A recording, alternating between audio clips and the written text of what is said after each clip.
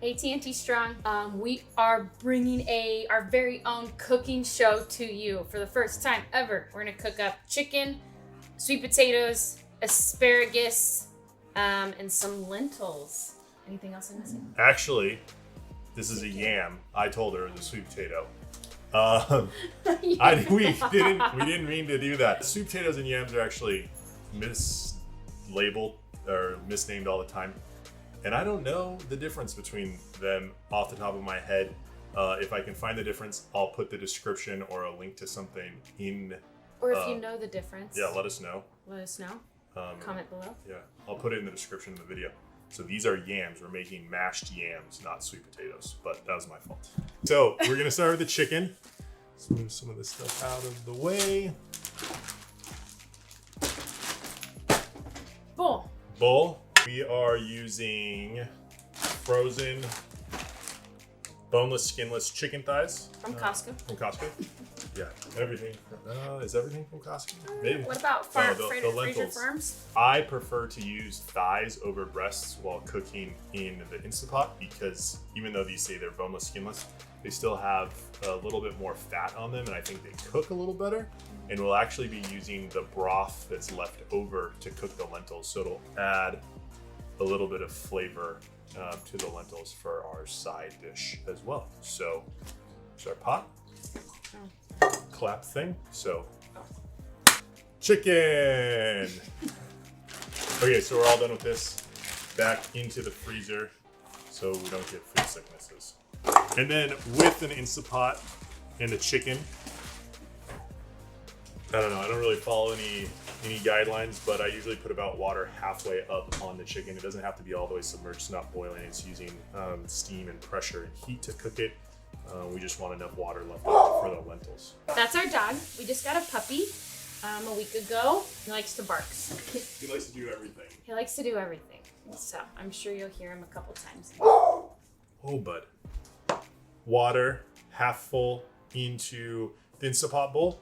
And I'm gonna add a little bit of garlic.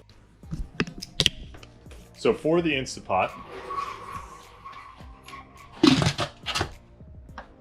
first, make sure your Instapot is over on sealing, not on venting. And then from this position, I don't know what model this is, but I just pressed poultry.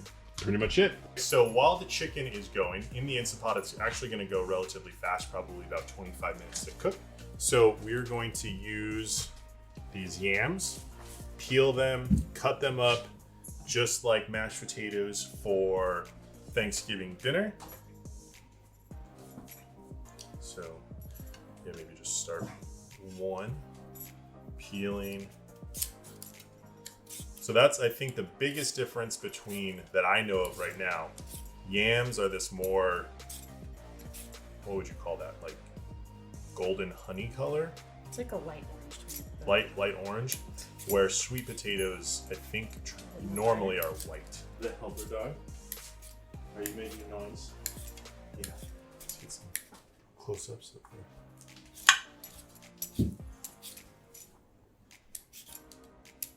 I'm gonna help get this going a little faster.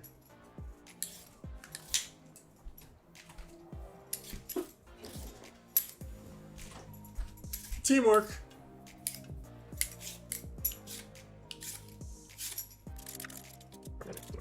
Comment below. Did you like mashed potatoes, sweet potatoes, yams, whatever? Skin on? Or skin off. Or skin off.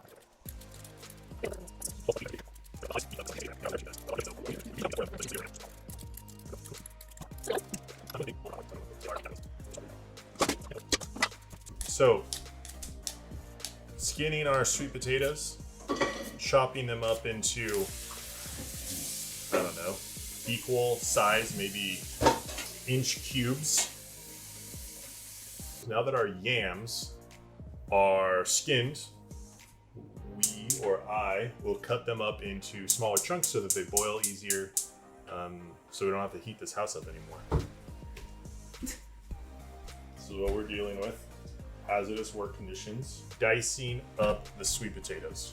the yams. I'm gonna keep saying sweet potatoes. So these can be challenging to cut up.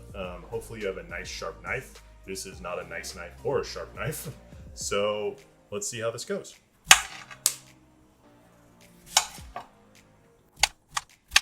And there's no rule on these. You just kind of want to get them cut up into smaller sections, but hopefully the sections are roughly about the same size. Because if you have some large sections, like if I didn't cut this one up anymore and boiled it with this piece is going to get done a lot faster. So you want everything about the same volume. Obviously it doesn't have to be anywhere near perfect, but just roughly anytime we're doing like mashed potatoes or mashed yams, you want to do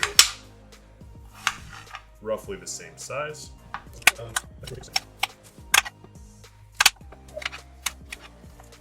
Nice. Good job.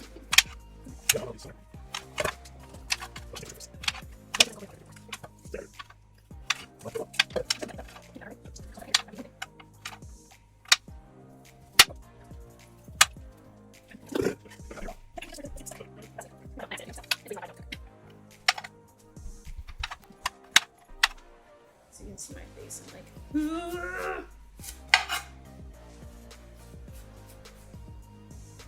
yeah, I'm good. You're good. Yeah, I can see that has. Okay, remember, equal size. So this one is going to cook a lot faster than this one. Well, I was just cutting. Our dog thinks he's a guard dog against Flies and his imagination. His name's Jet. You can follow him on his Instagram. Oh yeah. Jet underscore strong. Pretty sure he already has more followers than me, so it's gonna be a lot of mashed yams. So yams are cut up. The water Is not boiling yet. So we need to put this off to the side so the water can boil. Let's just actually push it off to the side. Next up, we have our asparagus. So this is our green for our meal prep for the next few lunches and dinners.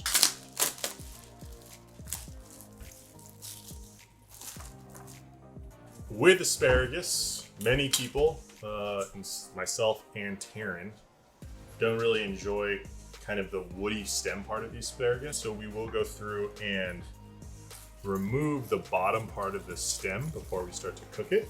Just chunks of these, cutting off the bottom, maybe fourth. Again, hopefully you have a nicer or sharper knife than we do. The very first time I ate asparagus, someone told me that if you put enough butter and salt on something, anything can taste good. And that's pretty much what you do with asparagus. We're going to saute it in butter or olive oil and season it with some sea salt. Ends up tasting pretty good. I will warn you, there is a high percentage of people that after eating asparagus makes their urine smell different. You're okay. So you're okay. I'll put a link to that in the description below as well. Like I said, relatively common. It's something like half the population has this weird side effect to eating asparagus. So completely normal. So the asparagus is going to cook the fastest out of all of this, and some of it has a little bit to do with how well you like it done. We're going to put it on a cast iron skillet and cook it on the stove top.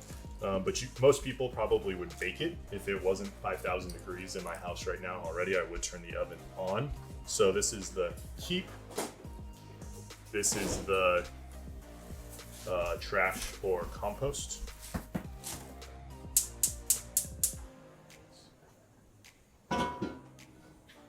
So with cast iron skillet, it's usually best to let the pan warm up a bit. You don't have to get it really hot. So while we are waiting for some things to cook, the water to boil, we want to talk a little bit about meal prep in general. So, as you can see, this is how much asparagus we're cooking right now in one shot. I'm not about to eat all that asparagus today. But so that's the basics of meal prep. Is we are cooking probably at least 3 or 4 meals each for us. So 6 to 8 total meals, including dinner tonight. And that's usually how we meal prep is. We cook a large, huge, like family-sized dinner, and that's really all it is. We'll eat this tonight for dinner, and then tomorrow for lunch and or dinner, and then the next day for lunch and or dinner until we kind of run out. But one of the things that people complain about meal prep or don't like is that you're eating the same meal, you know, what did we just say, 3 or 4 times in a row? Yeah. So one of the things that you can do to really help that is, especially the meat, you can season it 2 different ways. So like if I was roasting chicken or barbecuing chicken, half of the chicken I could season or marinate in one flavor, and then the other half in another flavor, because then you go, you know, every other meal is a different flavor of chicken.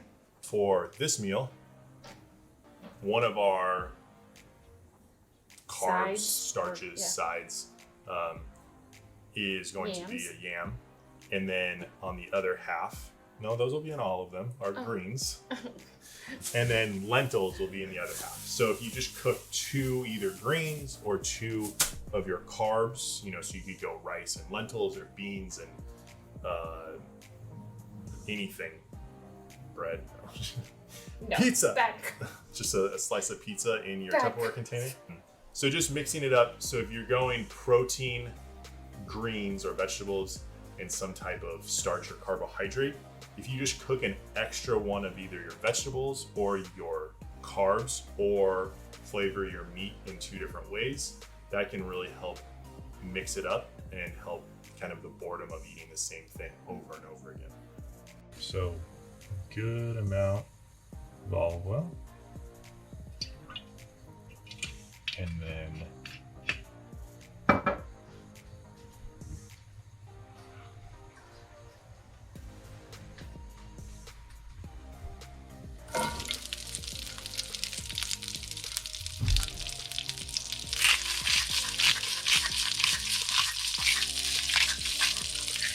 and what you want to do with this is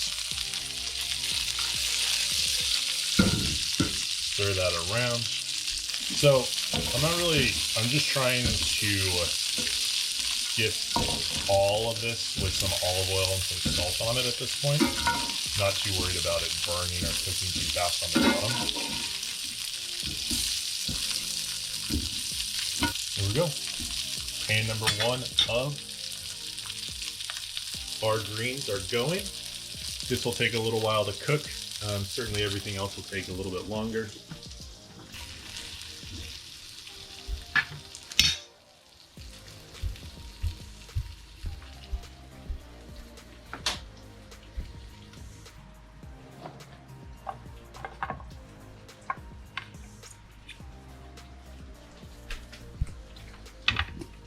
Ooh, splashy splash burning water. I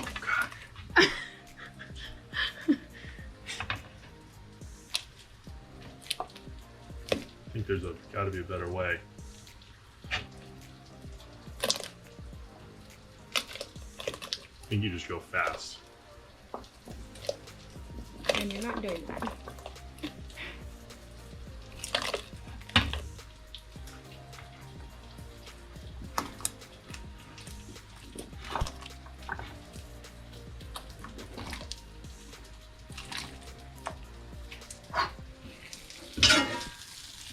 These are almost done. They get a little bit darker and more vivid green as they cook, and softer. So you cook them to taste, or however crunchy you want them. The tops are starting to fall apart a little bit as well, so these are just about done.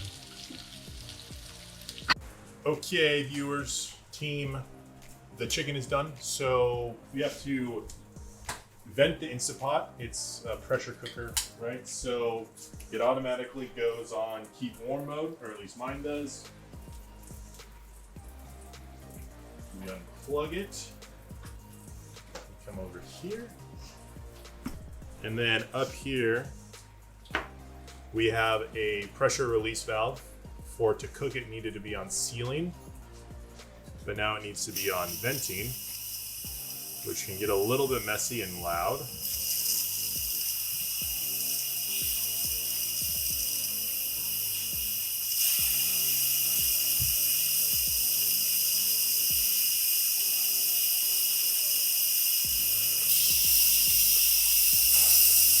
Glad it's not hot in here now.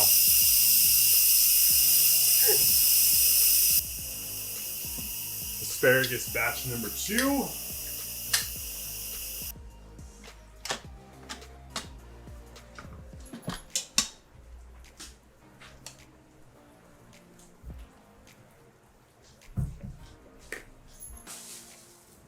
So you just set that off to the side until we're ready to eat, or if you weren't going to eat this meal, today, then everything just cools down and gets sent in the refrigerator. So now that we have this much more flavorful liquid than just water, we can cook our lentils in it. It's going to add some flavor here. Roughly, you want twice the amount of water that you have lentils to, or liquid broth. So I'm just going to eyeball it, and I've never messed it up too bad. So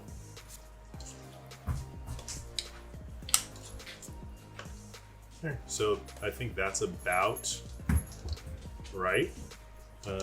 It could maybe go just a little bit more lentils, but it's okay.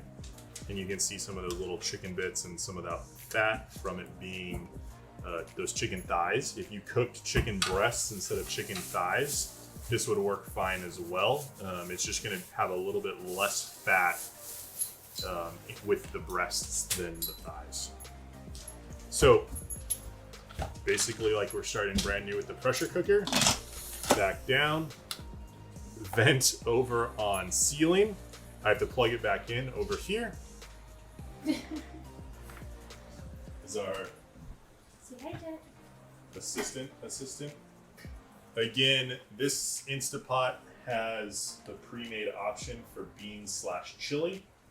You could also do the rice one. I've experimented with both. I like the beans/chili one a little bit more than the rice preset.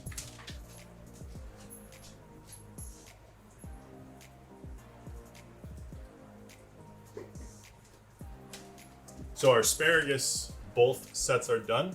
So just like with mashed potatoes, you're gonna strain the mashed or boiled yams out using a strainer and then mash them up.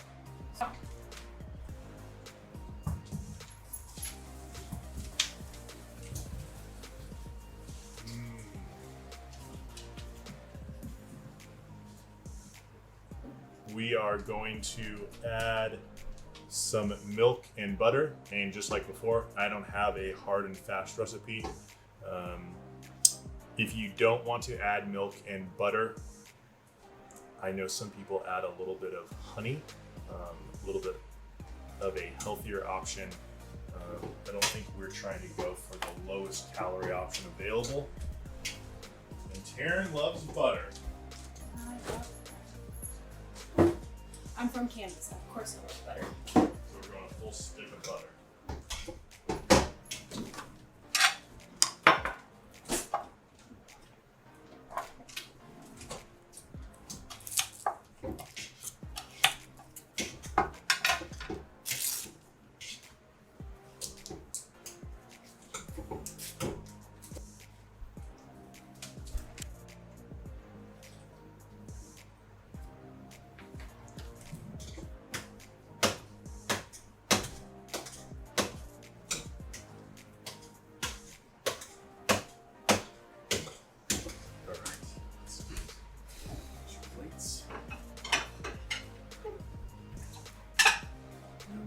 So, as we talked about, normally when we meal prep, we do eat that meal that evening while it's hot, or at the end of our cooking. And as we talked about, mixing up one or two of the ingredients. So the lentils are still cooking right now, and we'll show you that when they're done. But for us to eat tonight, we're going to have the mashed yams, which here we have our mashed yams, nice bright orange color. Our chicken. We have our chicken, our protein, and then we have our asparagus, our greens, our vegetable. So pretty well-rounded meal. And then we're gonna add a little bit of avocado. So we have pretty healthy meal. I don't know the macros off the top of my head or the calories of what I'll be eating, but we've been eating kind of healthy and training for long enough that it feels a little bit second nature for us. We will have a video upcoming on how to calculate how many calories you need to be eating and what macros for your goals, your body type, your gender, your age, all of those things. We'll go into all of that. But for now, eating. Let's eat. All right, go ahead and dish it up. I'll cut this.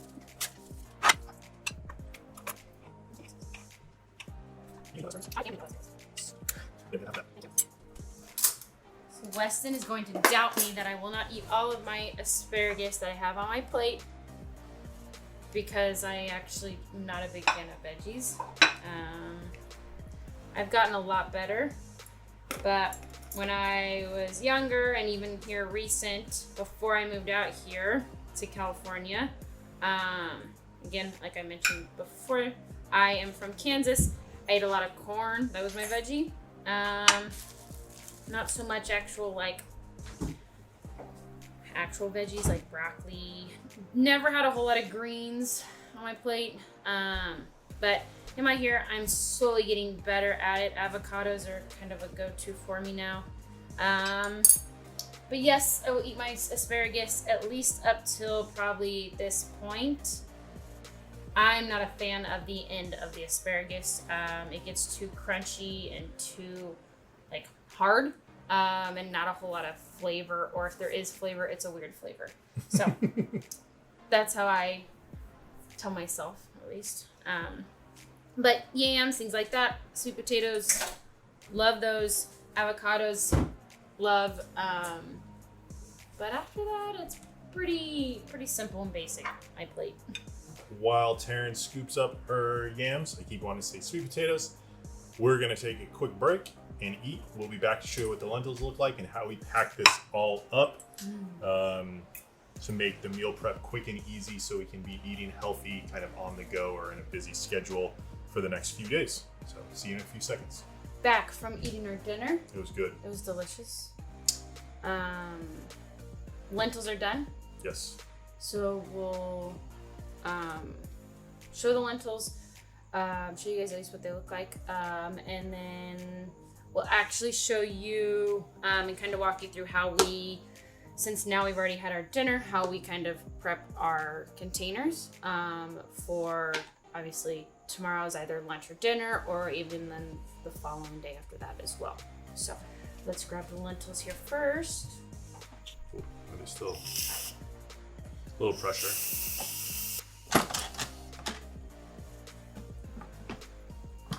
There we go.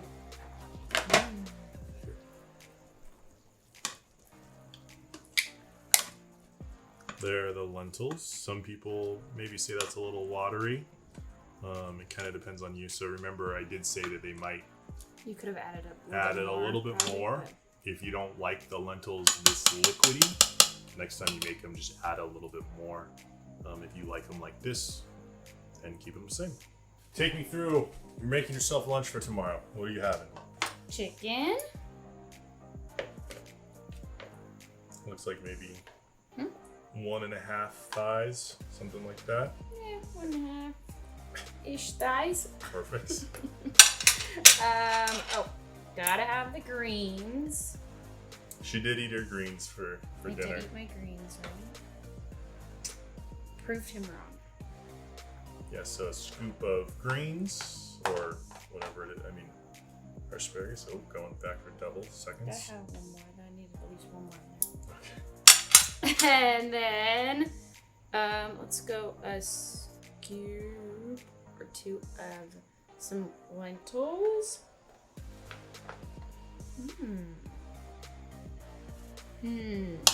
I'm going to add a little bit of yams as well.